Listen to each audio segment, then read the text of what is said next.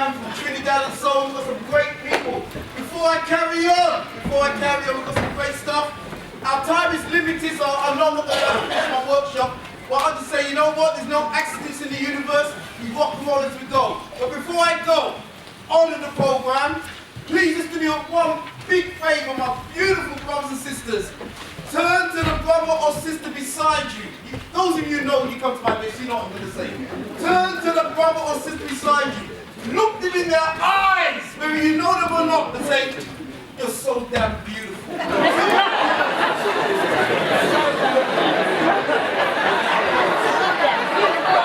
Yo, beautiful black man. It's so beautiful, sis. Oh, beautiful sisters and brothers. So beautiful. Oh my God. So beautiful, sis. And you know what? I'm in a good place. Anytime I see a room filled with melanin, I just feel vibes. You know what I'm saying? I feel vibes. So before we carry on, last thing before we move on, please do this for me. Turn to the brother or sister beside you. Look them in the eyes and say, lick shot on Babylon.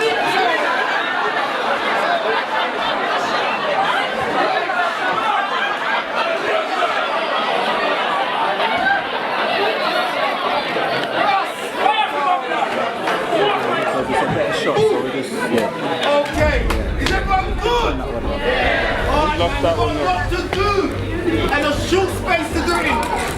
Now many of you may not know this, that my name is Andrew Mohammed, they call me the Investigator, and basically I run a company called Real Talk, Real Action. We work in schools up and down the UK, and I brought a queen with me today. Those of you who know you've been to my lectures this year, you know she's been busting it up and down the country, man. And I've asked her just to drop some words before I go and do my main presentation, because when she speaks, it's divine wisdom in my eyes, man.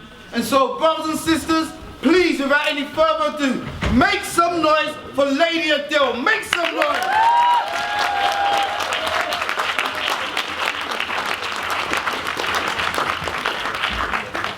Good afternoon, everybody. Good afternoon. I come out of education, so speaking in a hall that big, my voice should carry. Can you all hear me at the back? Yeah. Brilliant, lovely. So, Brother Andrew, time is short, so what I'm going to say, Brother Andrew, you just stop me when you want to stop me rather than I rush, because I'll confuse myself and confuse you. So I hope you're all right with that. Yeah. Lovely. So, the science of Ma'at within us. Now, when I saw the lineup for this, I saw pure man. And I thought, where is the sisters speaking today? Where are we being represented? So sisters, I hope I do us proud today in sharing our vision of the science of some of the communities today. So I have been looking into the feminine principles of Ma'at, and this is just the beginning of the work that I'm doing that I want to share with you. So any sisters out there who want to come down and share with me later on, please feel free to do so. So, we always, and Brother Andrew does it all the time, says welcome kings and queens, prince and princesses. And I'm not so used to that terminology, and when I kept hearing it a lot, I used to think, what am I a king or a queen of? What is this that you're actually saying to me? Can anybody throw out to me, why do we call each other kings and queens? History. History, okay? We're our own leaders, young sister there, very good. Anything else? Upliftment. Well, I was thinking a lot about this, and I was thinking about our history and our heritage, and I said to myself, we are kings and queens of creation, we are kings and queens of civilization, and importantly, we are kings and queens of our own salvation moving forward. So when anybody says that to me, this is what I'm thinking of. So I just want to start with the words of our great leader, the Honourable Marcus Garvey. A people without the knowledge of their past, history or origin and culture are like a tree without roots. And that's where I want to start today. So I'm going to go right back to one of the first beginnings. Now in the first beginning, there was, who is this person here? Who is this representative? Ra. And Ra had a daughter who is Ma'at. And he, Ra, had made this decision, and I know there's very many versions of our ancient history, but they lead to the same place, that he was going to come out once Ma'at was released really out into the universe, out into the world, because the enemy of Ma'at is Isfet. And so Ra knew that he had to have that strength and power coming out. Now, who is this Ma'at? Ma'at is the divine principle or the feminine principle of these qualities of justice, harmony, balance, order, morality, cosmic order, and she's represented as this winged goddess, and she wears the ostrich feather of what? Truth on her head. This is Ma'at. So Ma'at is out here now. She's there, and it's the principles that we have within us. Now this is Isfet. This is Isfet, who represents all the opposite of that. He represents, or it represents, order and chaos. Because what we know about Isfet is that Isfet has no gender identity. We don't know if Isfet is male or female, masculine or feminine principles. We don't know. But we do know that it's linked, there's loose links with Set. Now Set is male, so there are loose links between Isfet and Set. And Isfet represents chaos and disorder. So for us to survive, we need Ma'at principles in order to overbalance the Isfet or the evil within our own hearts. So here is Set. Set represents disorder, he represents chaos. And we see him in history, he's often defaced. A lot of his images are defaced because he represents chaos and evil that people don't want to have around them. But the thing about Isfet is that Isfet and Ma'at need to work hand in hand. You cannot have one without the other. You cannot have good without bad. You cannot have hot without cold. They are a complementary and paradoxical dualism. But the pharaohs knew, male and female pharaohs knew, if they were to make it into the afterlife, they would need to overthrow Isfet and live by the principles of Ma'at, those principles that we saw earlier. So what I think when I think about Ma'at, in order to get these principles, it's not just about knowing thyself. But if we live and embody those principles within ourselves, we will also be our true self. And that is critical.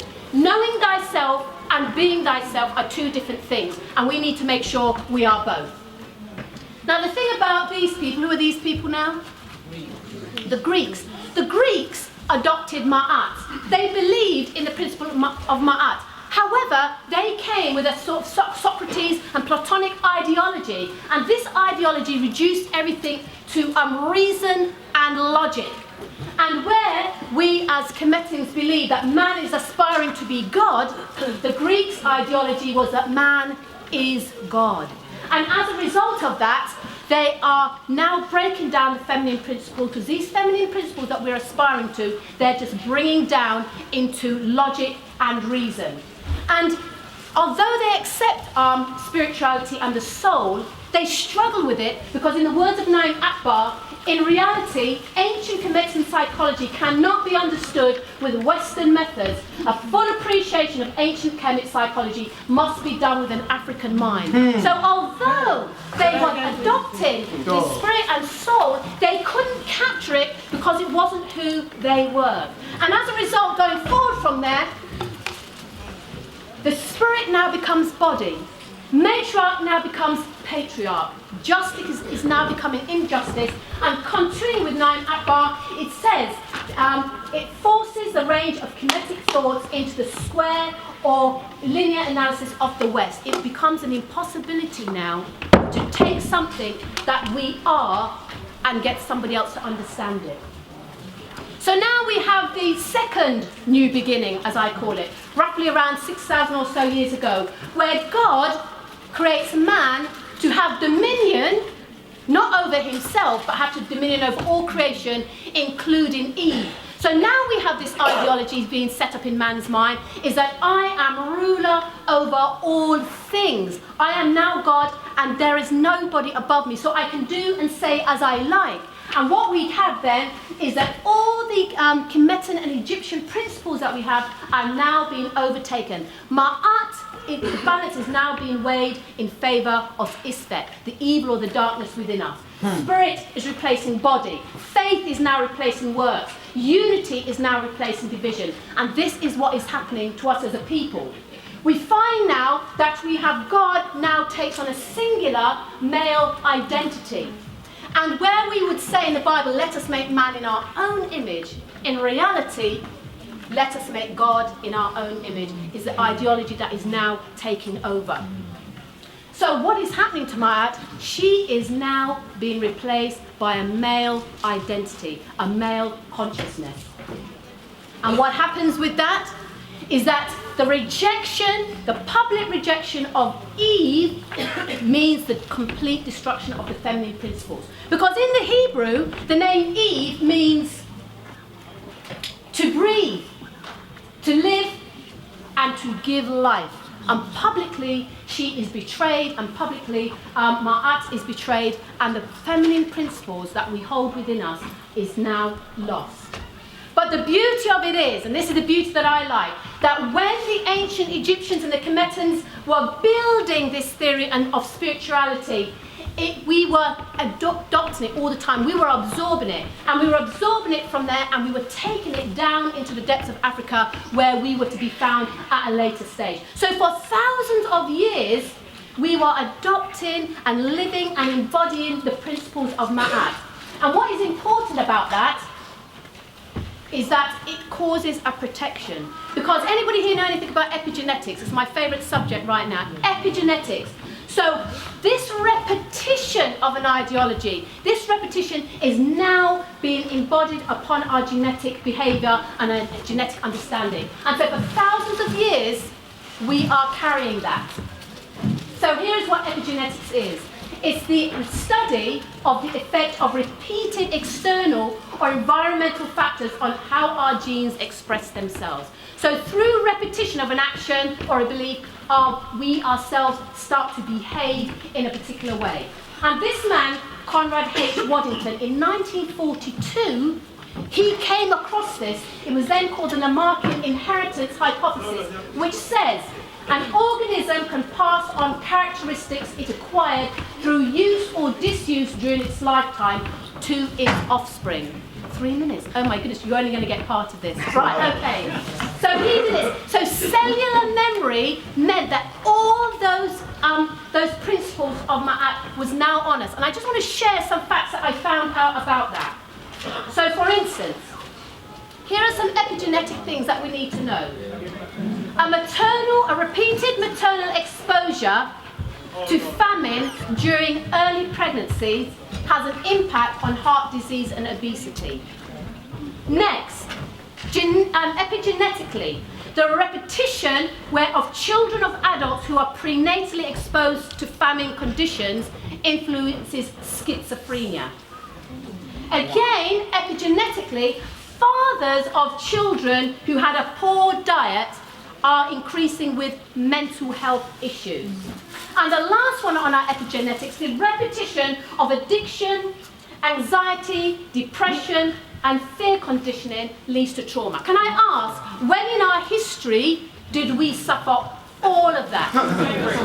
During slavery, the epigenetics has been changing and influenced, and we see it in our young people today. Now, I'm not going to be able to say any more than that, I'm afraid, but I will end just on this. That the Greek ideology found us where it was. This ideology, this Western civilization where Isfet, the power of evil and injustice and disharmony, finds us there in Africa. We are told that governance and salvation is through man and his laws. And what happens there, it causes a destruction, because for generations, the repetition of violence, of trauma, of self-hatred is now destroying us. But something we all did that protected us is that we could see that Ma'at, those principles that we held, was going to be destroyed, and we as a collective people turned that switch off. So the beauty of that, it means that Ma'at is still pure within us when we decide we want to reconnect with those principles within us. How comes Isfet was able to overpower Ma'at? and we was able to be destroyed or taken over at that time, it's because building takes time, but destruction is just in an instant. So we now have to make a decision. I'll probably stop at this point.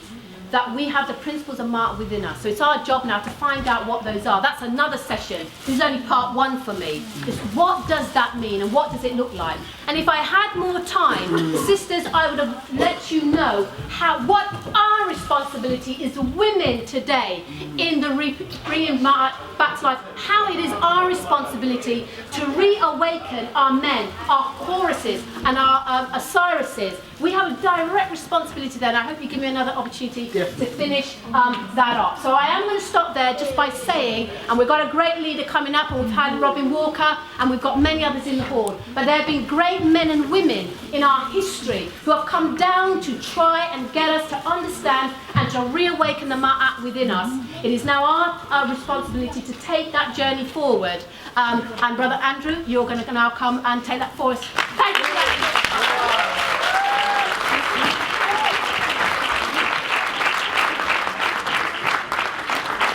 Short space of time. I mean, the sister is just absolutely awesome, and you know, we've got some great people in us and with us. As I said, she's been working in my company for about 1.5 years now, and I had the privilege of putting her in a particular school in East London, independent school, and she's been working there for about 1 year, 1.5 years now. And literally they thief her from me. Not quite. And they've asked us, we ran what's called the LLSC departments in about 10 different schools for them. And we run like the inclusion section. They've asked her to now become the head, the principal of the school. Make some noise for her.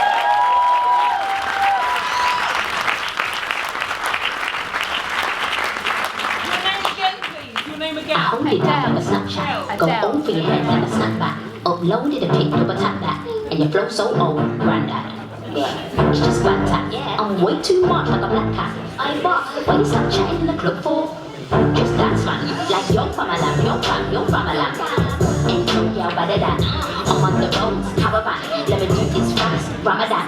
Cause it's going down, avalanche. I'ma keep it short, paragraph. Queen Leash, I'm a rain, and a rat. Till your orphans roll. Alright, is everyone okay? Yes! Alright, let's get into this, man. Lecture! The greatest, I'm sorry, I'm gonna try and calm down. The greatest cover-up story in the world! This is the greatest history in terms of what's been covered up, and Richard Pryor touched on it fantastically. Excellent. Assassin! I got it open!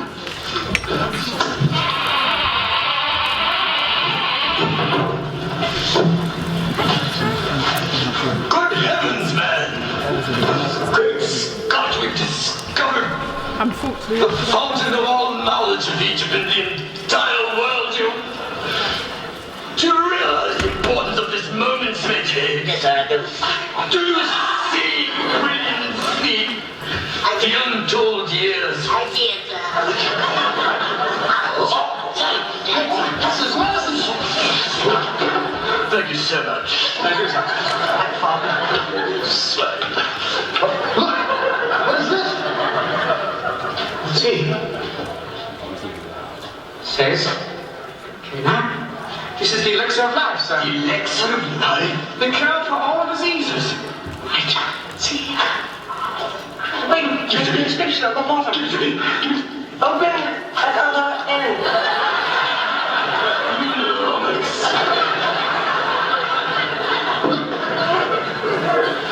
Now watch!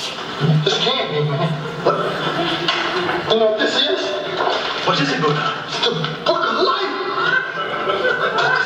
In the beginning, when man arrived on earth, the black gods that leave their spacecraft, and they walked, and they named the beasts of the sea and the animals of the land. And man in his blackness did walk the earth, making medicine. They discovered tap. These were all black people got down. Listen, they ain't none of them are white. This is making the brothers hear this.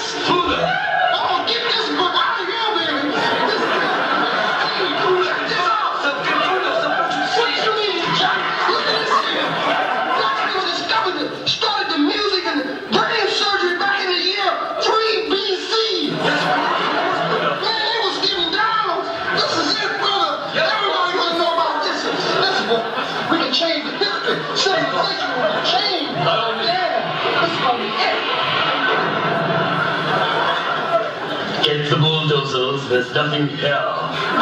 Shut up! Good heavens, time for tea, eh? What? That is deep. That is so deep because this really does show the greatest come up in history. And my subject dealing with today's subject matter is why is Hollywood so engrossed in the culture of ancient Kemet, what today we call Egypt, and you got to understand the philosophy and the order of the Shriners. They are some of the most powerful people that hold this thing down. In 1870, out of Freemasonry came a higher order of Masons called the Shriners. Now the difference between Masons and Shriners is that to be a Shriner, you must be a master Mason in good standing. Now those of you who don't know anything about this, just hold your seats. I'll get back to you in a second. A Shriner belongs to the ancient Arabic order of the nobles of the mystic shrine. Listen! Wait, what kind of language is that? Language. And all their temples or mosques are named after cities like Mecca, Medina, Syria, Aleppo. These are all parts of the Muslim world. So Arabic is in their name to describe the nobles.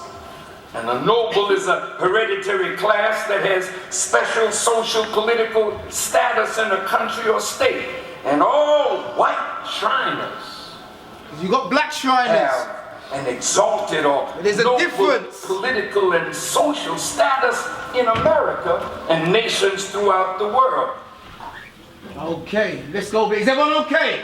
Yes. We're going to break this apart, man, because we got to understand the people that run Hollywood and government and many other things, they know us better than we know ourselves.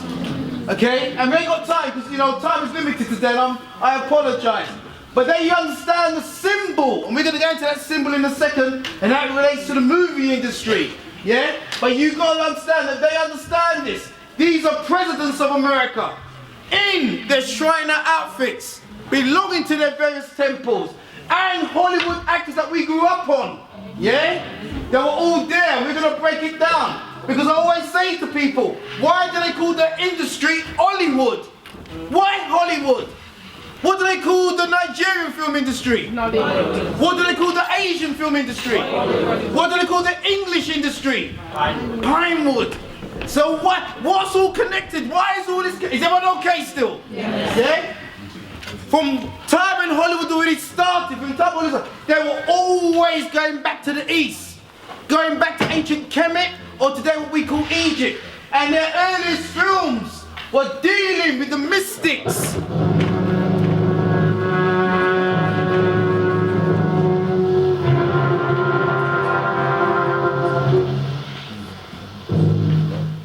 Death, eternal punishment for anyone who... There's something about ancient Egypt that they're trying to crack the seal to.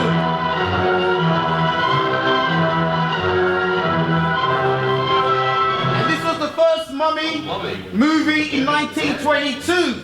And from that time, they've been blown by it. They've been reproducing it. In fact, many people don't appreciate the most expensive, valuable poster that you can ever buy anywhere on planet Earth is this one, based on the mummy. Sold just the other day for 1.5 million, just the poster for it. There's something about ancient Egypt. There's something about ancient Kemet where they keep reproducing the mummy.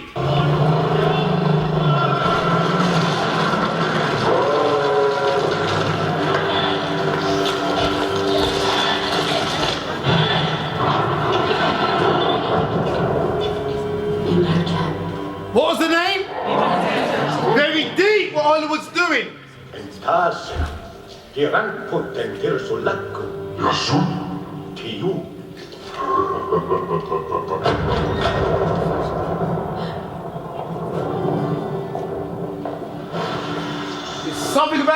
Imhotep. They keep pushing that name. And we grew up on Imhotep, and that's what we know Imhotep for. Hollywood has always been fascinated by Imhotep.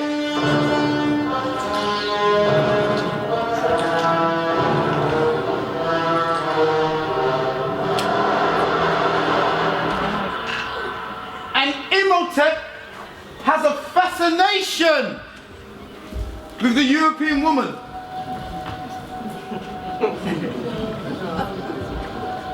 And you got to understand, as young children watching this, and what it does to the value system, that we don't value the Nubian queen like that. We value that which is on the European Western side. And so it goes very to the Imhotep. The only thing he was after was the European woman. And it's very powerful. I'm not dissing or trying to crack a joke on anyone. But it's very powerful what it does to the value system. Hey, get your ugly face off of her!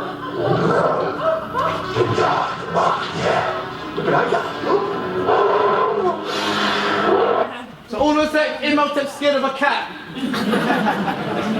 But what Hollywood does, it places booby traps for us to really regain our history.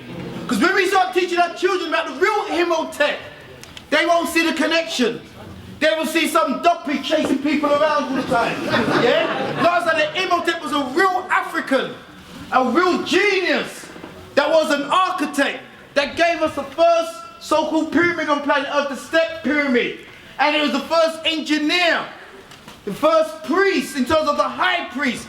When he died, they deified him as the god of medicine, and so on and so on and so on. And this is what our young boys and girls need to understand. Rather than running away from Imhotep, which means he who comes in peace. That's why we say Hotep to each other, Hotep, yeah? Just means peace. He was no duppy, yeah? He chased for peace, freedom, justice, and equality. So what does that mean? Hollywood has always been showing the signs of Imhotep. This is a scene from the Black Panther.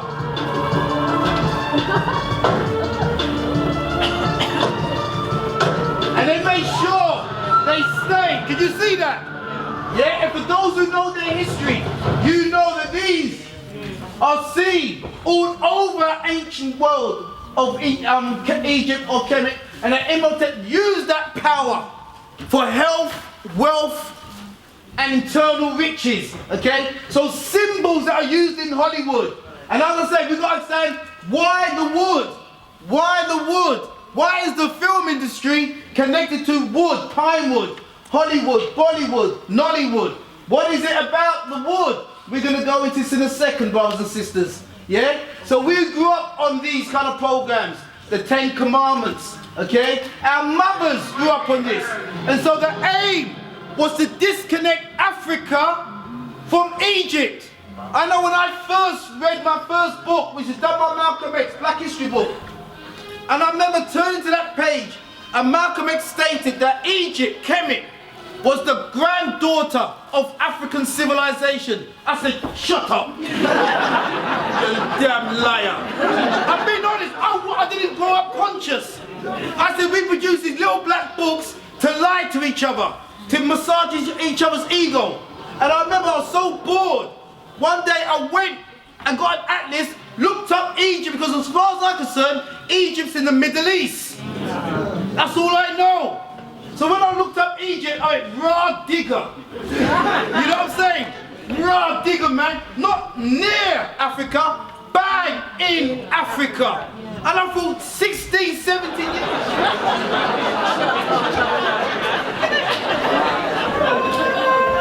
So, I'm dealing with our childhood. Remember I told you the world's greatest secret is that we don't know who we are. Once you have the Shriners, you cannot become a Shriner until you've studied African history for at least 35 years. So these people know us better than we know ourselves, brothers and sisters. Yeah? And we're going to go into the side of the Shriners in a second. Here's another Shriner.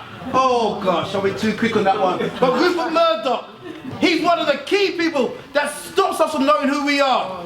That's why he owns Sky and so on. Yeah? There are people that literally hold back. So as far as they're concerned, they are the only ones, yeah, that has to be at the top.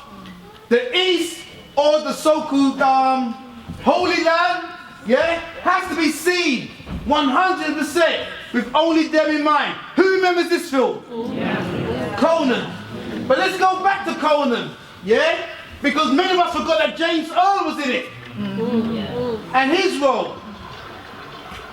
I wish to speak to you now. And you notice there's snakes all over. Snakes in his belt, snake in his man. There's snakes all over. Very deep message. The eye of the serpent. The eye of the serpent, snake. Rexor says that you gave it to a girl. Probably for a mere night's pleasure.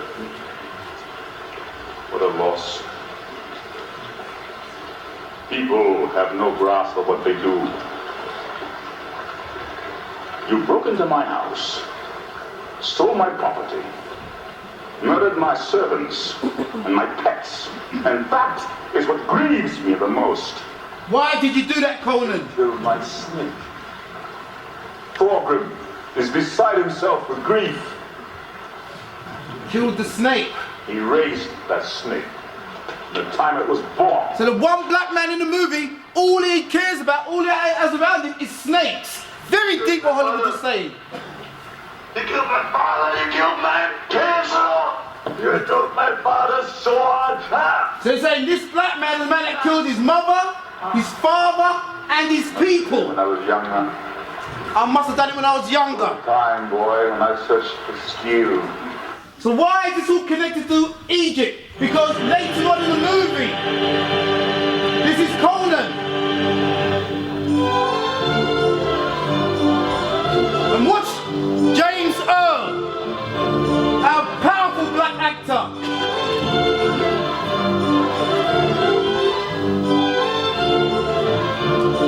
See, this is symbolic of hell.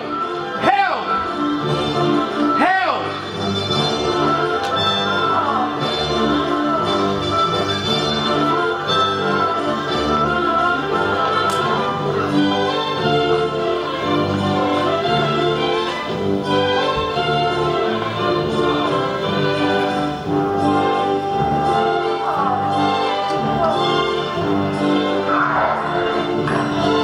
And look who's on top of hell. The keeper of hell. The black man. In the land of Europeans. And what can they do to him? Blue eyes. Notice his eyes. He's like a snake. But watch. See, he represents the devil himself.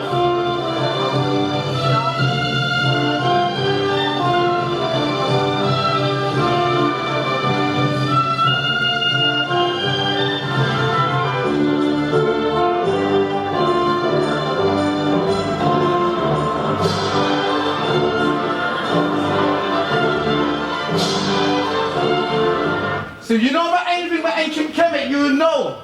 Apophysis, the literal god of darkness, started as a long snake that was always linked to the god of chaos that sister talked about, Set. From the word Set, we get the word Saturn, Satan. So the only time Hollywood will show us connected to ancient Egypt or Kemet was how? As the Satan himself. Why? Because that greatest secret is that we must not know who we are. And I'm not going to show this bit, but basically Conan has to behead him because we've got children in there. They actually show. So we are meant to be only seen in history like this. That's the only way. Remember, we all grew up accepting this. Yeah, that was our history. However, when you go through, you just do your own little research and you see the ancient people of Kemet. Yeah? Then there's a problem because these are the world leaders in architecture, engineering, farming, literature, and many more. They cannot show these people as belonging to us.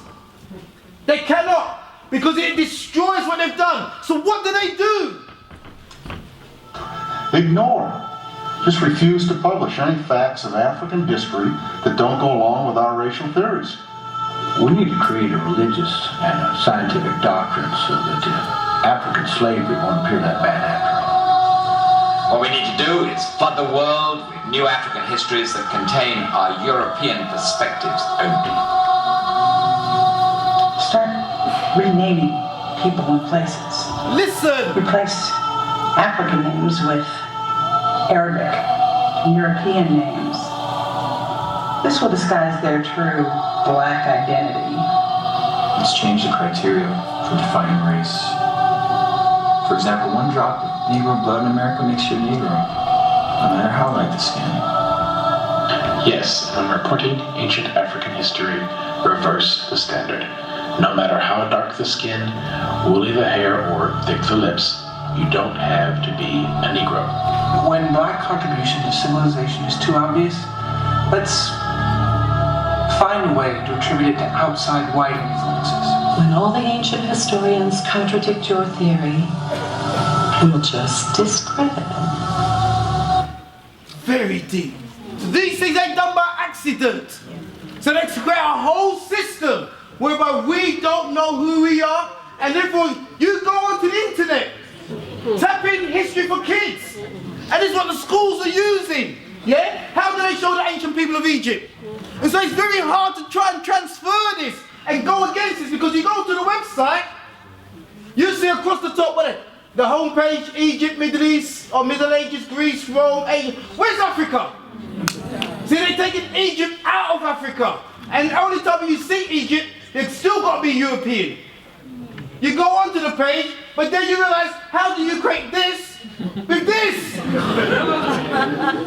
I mean, they're so insidious. You know, and in truth, we still can't see the connection. Yeah? It's serious. And so when they see the people like this is from the British Museum, okay? Isn't it quite easy? The same things right there today. But Hollywood will not want you to make this kind of connection. When you start seeing that, isn't it easy? Isn't it easy? Isn't it easy? The Beja people of Northeast Africa, they're still there today with the same hair, same color, same jewelry. So they'd rather, you see this here? When they come to their films, Hollywood gives us this. Look at their hair, brethren. Foolishness. But we fall for it for years. Yeah? But we've got the same people. Look at that beautiful sister. Look at this. This is natural to us, man. Natural to us.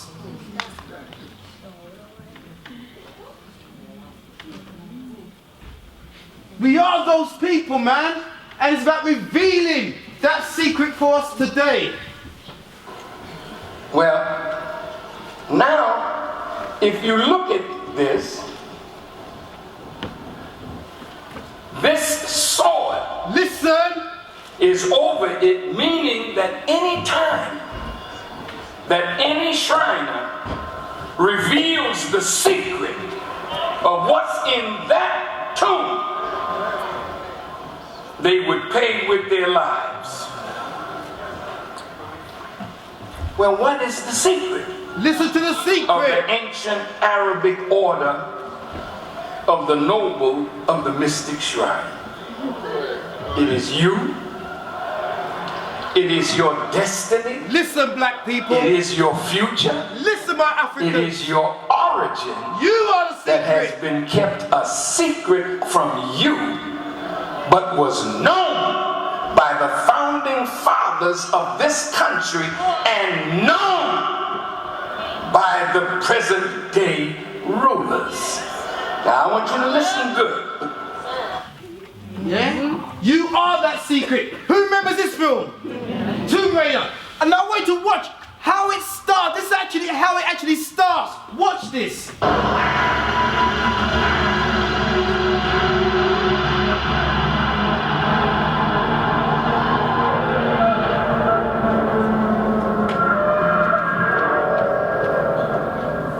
Full of ancient Kemet.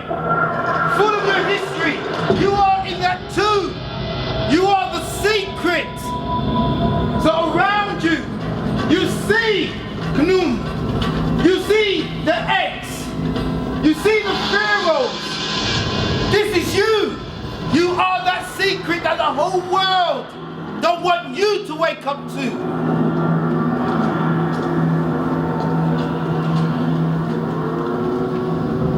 And they're searching, keeping us away.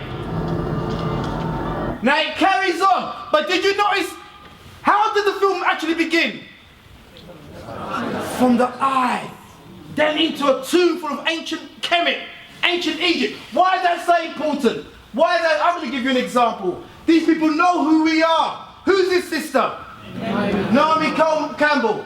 But many of us don't appreciate that her boyfriend is a Russian billionaire. Yeah? And for her 41st birthday, do you know what he got her? For the 41st birthday, that's the house he built her.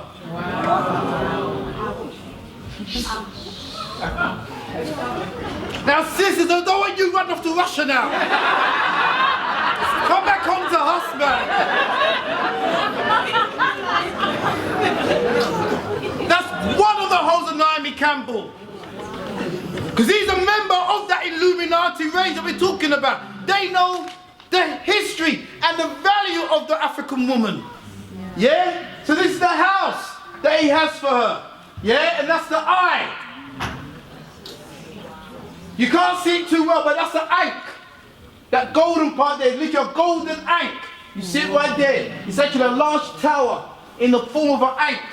And it's absolutely powerful. You see it there, that's the ankh. It's on the island off the coast of Turkey.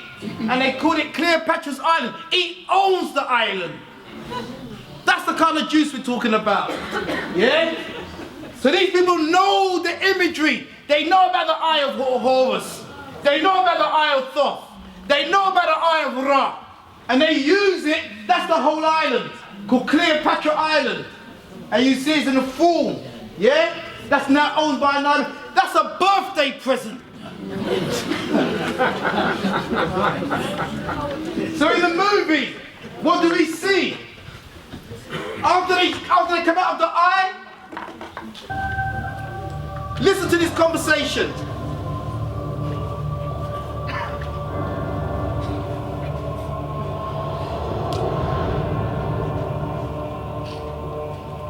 Good evening. You're with the Illuminati. You hear what she said? You're with the Illuminati. How does she prove it? He goes, no, there's no such thing. So what does she do? Into the eye of the pyramid. Illuminati. Illuminati. The people of the land. So Hollywood know about all of this. And I know the secret is the African man and woman, that we don't know who we are. Because when you go to ancient Kemet, they cannot link that to who we are. Why?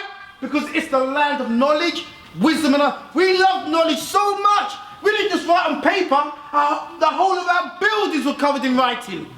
That today we call the hieroglyphics, the holy word. And so literally wherever you go, every inch is covered with something about who we are and a deep science and a deep connection to the Most High. We are those people, brothers and sisters, that have been lost for over 400 years from the knowledge itself.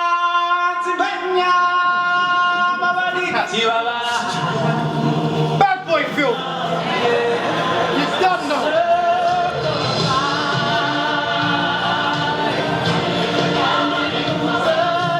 They're all connected in the great circle of life. Walt Disney Pictures presents its all-new 30-second full-length animated motion picture, The Lion King. He was born to rule. That's you! Everything the light touches, but a shadow That's the River flies Nile. over the kingdom. I will be king. That's it. You gotta go into this. Run away and never return. This film came out, I believe, in 2004. Yeah, it's either 1994 or 2004. I think it's 1994, that long. Raw digger. Yeah? And this has made Walt Disney billions. So much so that next year, yeah, they're bringing out this one now. And Beyonce's in this one.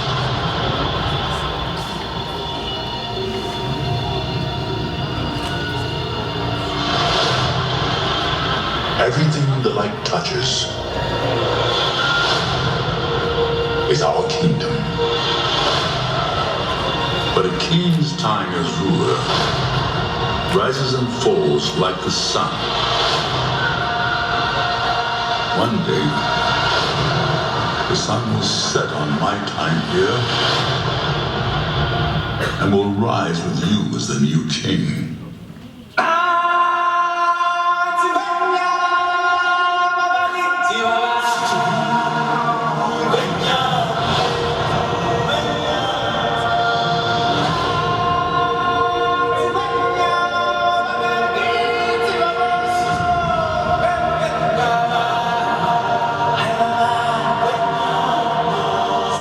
Yeah, why am I showing you this? Because Hollywood, they know that literally they go to Africa for their imagination and inspiration. That story called The Lion King is actually told on that temple. The Temple of Edfu. If you go down the corridors, you'll see a very powerful story in which Hollywood got that whole story from. And here are the characters. See, you got Mufasa, you got Nala, you got Simba, Rafiki, the baboon who might be Scar. But that story that we saw in Lion King was taken from the ancient texts of the hieroglyphics. And it involved, who's this? Osiris or Osar. We talked about it, Bobby Walker talked about it. Yeah, and his beautiful wife, Isis. Yeah, that's the story that the Lion King was all based on. And that he had an evil. He had an evil so-called brother Chaos, what Adele touched on. His name is Set. Here, you see, he represents Set. Because he's also the brother of Osiris. Here, Mufasa, he represents here. His wife, right here. And the monkey, the priest, Rafiki, he's actually playing Thoth.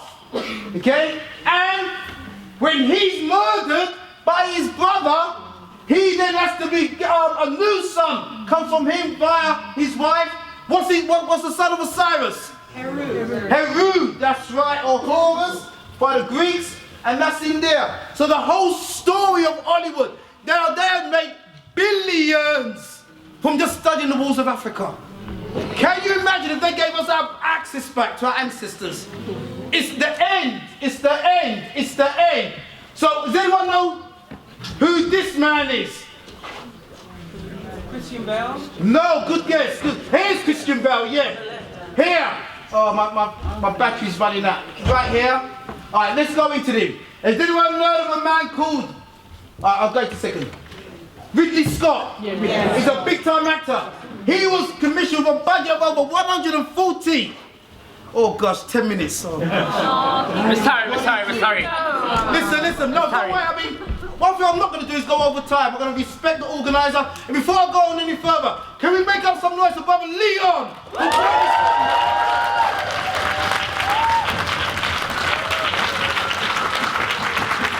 Love that brother. He's a humble brother, man. And his spirit has brought us all together. I'm going to try and do what I can in 10 minutes, but I'll be honest with you, I've not started yet. And I've been honest with you. Before we carry on, turn to the brethren beside you, touch their shoulder like that, say there's levels to this game. Just do that to that game. There's levels to this game.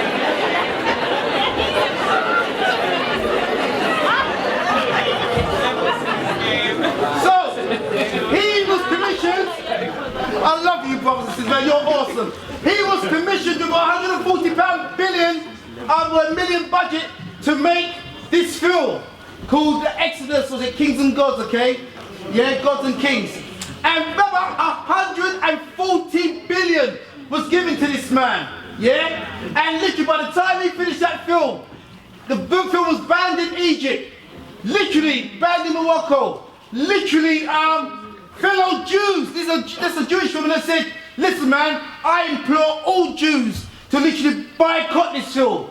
Because this film took place in Egypt, which we know was in Africa. You know what I'm trying to say? The Jewish people came up and said, no, this film is so bad. But you know what? Who's this man here? Christian Bale. I must admit, as an actor, I love this man as an actor, okay? But he was given the role of Moses. Now that ain't stupid, that is stupid. Yeah. Why? Because when you go to Exodus 4:6, it says that Moses put his hand in his bosom and his hand came out white. If his hand was already white, it wouldn't be a miracle. It meant that his hand was black, that when he took it out, he had leprosy, hence turning it white. So Moses must have been a man of color. That's Moses. So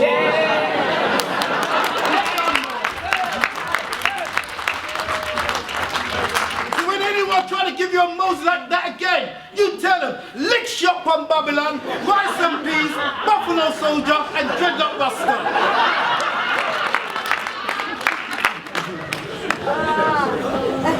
Okay, was the so-called wife of Moses Zipporah.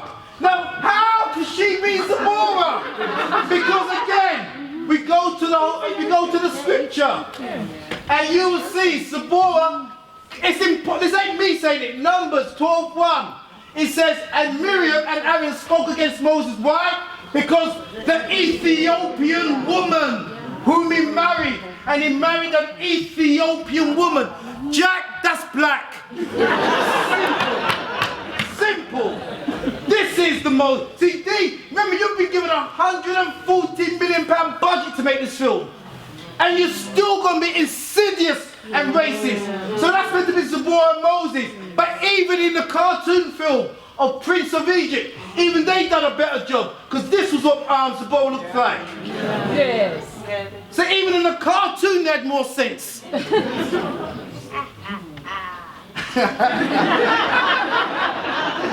This is Joe Edgerton. In that same film, £140 billion budget, he was given the thing of Ramesses. But listen, man, you don't have to run with Ramesses, man, because end of the day, according to the hieroglyphics, according to the images all over ancient Egypt, Ramesses look more like that. Yeah? You've got to think about this, brothers and sisters, because our time has been given to another people. We are literally the secret that the world must not know. Nefertari! What the backside is this? Yeah? Come on, man. Because they say Nefertari look like that, and in truth, some people say even that's a corruption. You know what I mean? That's a fake. I know in the German museum, but at least that's better than what we saw before.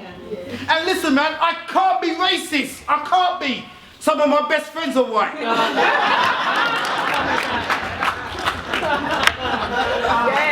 So that's what Nefertari really looked like.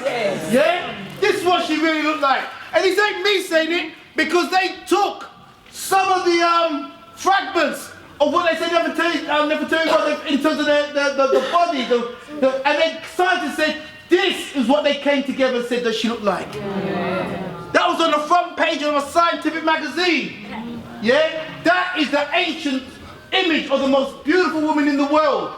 And then the father of Ramesses in the movie, yeah, who played Seti, yeah? But we know that Seti, that's the image of Seti.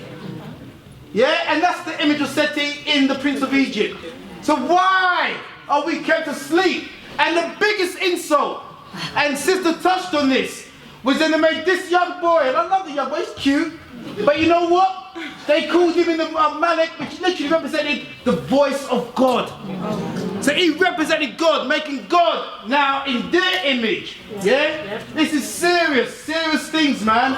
And so, watch. What do the entrails say? They don't say anything. So now Seti, he's gone to the priestess Sekhmet to find out the future. So she's going to be like an oracle. It's not clear. And so she's ripped open this bird. And now she's going to be telling him the future. But something else is. In the battle, a leader will be saved. And see, she's giving prophecy. But time has gone against us, okay? So that's the high priestess Sekhmet, okay? But what does reality say about that? That this man there is reputed to be Herodotus. And Herodotus done some serious books. They call him the father of history. Why? Because he was one of the first Europeans into what we call the Holy Lands. Yeah? So what he wrote about, what he saw when he got there. Okay? And he's done several books called the Histories. In Histories book 2, he goes more into Ancient Kemet. And he said that when the Pharaoh became a Pharaoh, he would actually have to go and sit at the feet of what they call the black doves. the black doves. Yeah, here's the black doves. They've got many books on these. The black doves were ancient African women. Women who were priestesses. And guess what? They didn't rip open no turkey. Yeah? They had intuition. They could see into the future. Sisters, you gotta understand this, man. There's something in nature that you have. You're blessed with what's called deja vu. You have experiences where, as a feminine principle, you can tune into forces that are not even physically around you. You are deep, sisters, but many of us have lost this ability to do this. So you are known as the black doves. So every film had to sit at the foot of a black woman to be told about it. And that's why the Matrix, going back to Hollywood, he had to go and sit at the foot of the Oracle. You're the Oracle? Bingo. See? The black woman. Not quite what you were expecting, right? And can you hear the music in the background? Jazz. Yeah? Feel good, don't they? That's actually Duke Ellington. I'd ask you to sit down, but you're not going to anywhere. You get to see the light, which means that now he's awakening. Yeah, and that's why when you saw the Matrix Part 1 and Part 2, you had these two actors playing it. There were the two doves. Why were they smoking all the time? Because when the doves were in their temple, the black women, they had an incense burning, and it was thick in smoke. So the Pharaoh would sit at the black woman's feet, but there'd be smoke around him, hence why they were smoking. It's very deep. And that doesn't give you a reason, sisters, now to start smoking. I'm a black dove. Shut up, man. So now the awakening.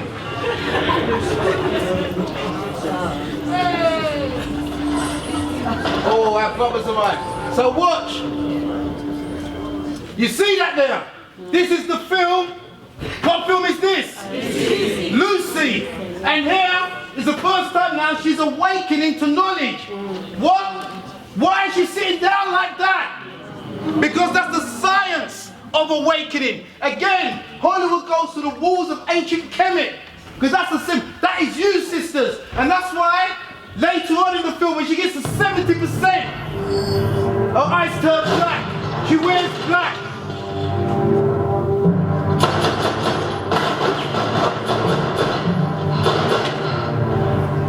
And look what happens to her. The science of melanin, the science of the black woman. She has to turn black. Sisters, if you knew who you are, man, Hollywood know you. The Shriners know you. Blackness takes over. What is she doing? She's looking for energy and matter. Energy in matter is blackness. And she's trying to connect with our computers. She's trying to connect with all of our computers. Why? Because blackness is the super connector. So by the end of it, she has to sit down, and they try to make the black woman now of ancient times sit at her feet. But in reality, this is what she really is. Now guess what? My time is up.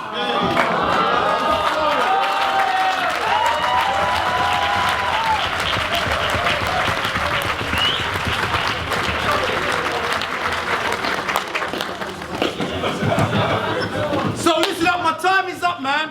But you know what? Leon's in the place, man. And I said, yeah, make some noise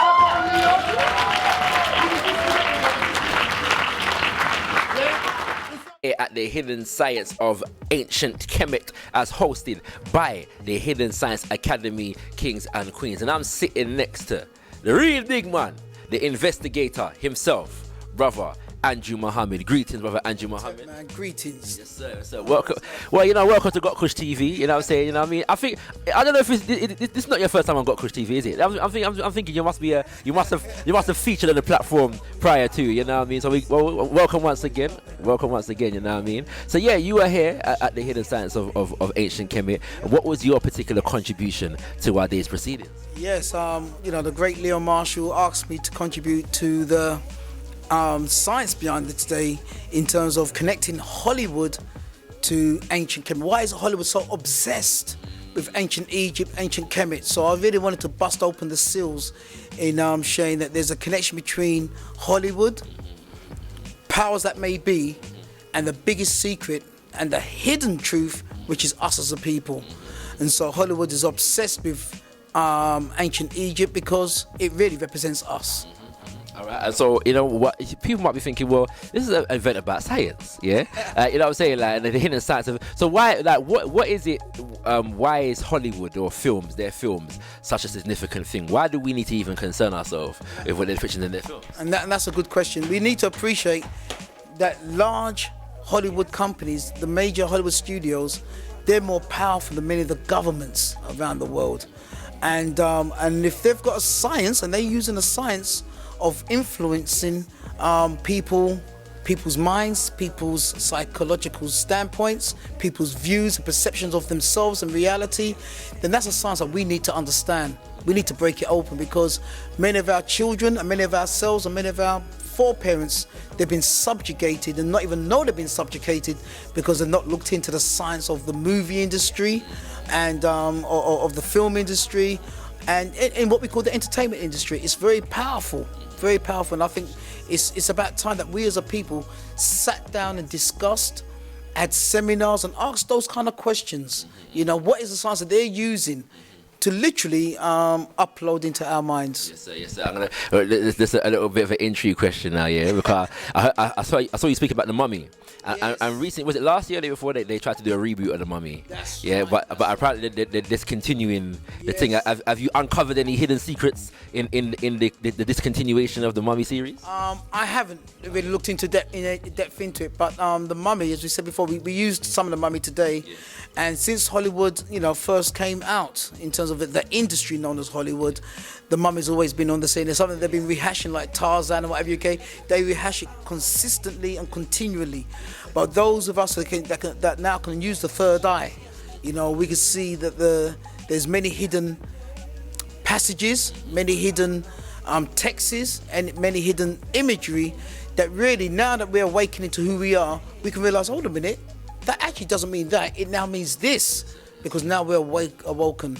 And that same old lie that you used to tell before ain't going to work no more today. Yes, sir. So finally, let's let people know where they can find you, brother Andrew Muhammad. All right. Well, as I say, they call me the Investigator of Hidden Truth. And so, you know, you can always go onto my website, theinvestigator.org.uk, or on Instagram, _investigator555, or Facebook, Andrew Muhammad, MUHAMMAD. And yeah, you can always get me there. And my company is Real Talk, Real Action. Real spelled REEL, as a reel of a film. And that leads to real action that's going to be in our lives. And so the last thing I'd like to say is that, you know, please join me. For those of you who are watching, join me, because we're looking to create a revolution in the UK. And that revolution is called the Guan Papa G revolution. Guan, because Guan just means go, be the best. Papa G is the PAPAG, positive attitude produces awesome greatness. Jeez, yeah? And that's how we're going to rock it. Positive attitudes today. You heard it here. First Kings and Queens at Got Kush TV, the Investigator, Andrew Muhammad, Guan Papa G.